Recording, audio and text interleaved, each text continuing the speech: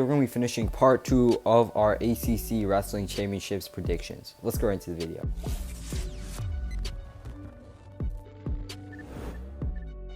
First off, at 165, three good guys here. There's Jake Wenzel of Pittsburgh, Jake Keating of Virginia, and then Mekhi Lewis of Virginia Tech.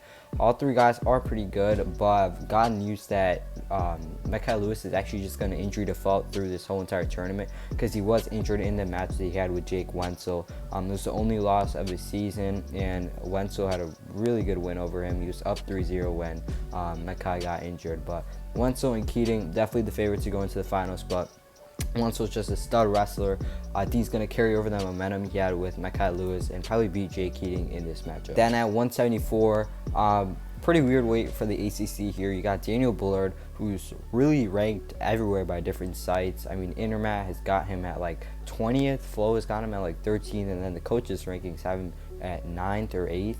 And then you got Clay Law, who's also very varied in the rankings. He's not even ranked in the top 20 on Intermat, 14th by Flow, and then I think 12th by the coaches' rankings. So a pretty weird weight for the ACC. It's kind of empty here, but Bullard and Lau most likely will make the finals. But Bullard just having a great season for NC State so far. Will probably beat Clay Lau in this matchup. And at 184, a really good weight class for the ACC here. They got Devin Kane, who's 21 ranked, Michael Batista, who's like 23rd, and then Greg Harvey, who's also in the top 20. But then at the top 2, they got Hunter Bowen of Virginia Tech, who's the #1 guy at 184. And then they got Trent Hidlay, who is the #2 guy from NC State.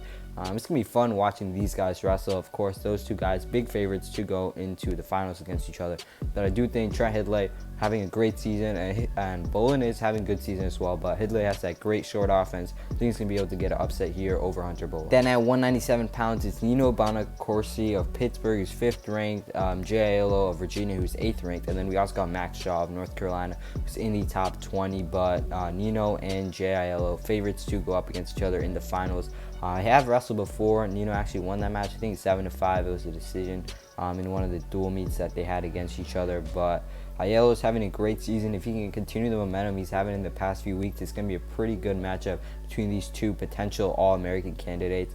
I do think Nino will be able to win here. The Beast on top, and probably beat Jay here in this finals matchup. Then at heavyweight, the final weight class, there's Deontay Wilson of NC State, just outside the top 20.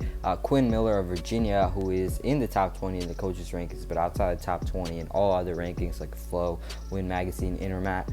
Then they also got Andrew Gunning, who is in the top 30 of all those sites as well.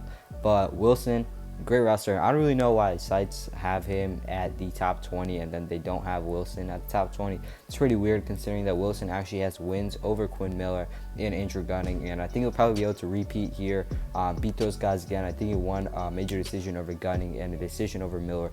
Probably will win here again, and Wilson will become an ACC champion after today. Yeah, it's gonna wrap up our video for today. If you guys enjoyed, make sure to leave a like, comment down below, and stuff for more wrestling content like this. Our recap of this whole entire event will probably be posted tomorrow, so stay tuned for that.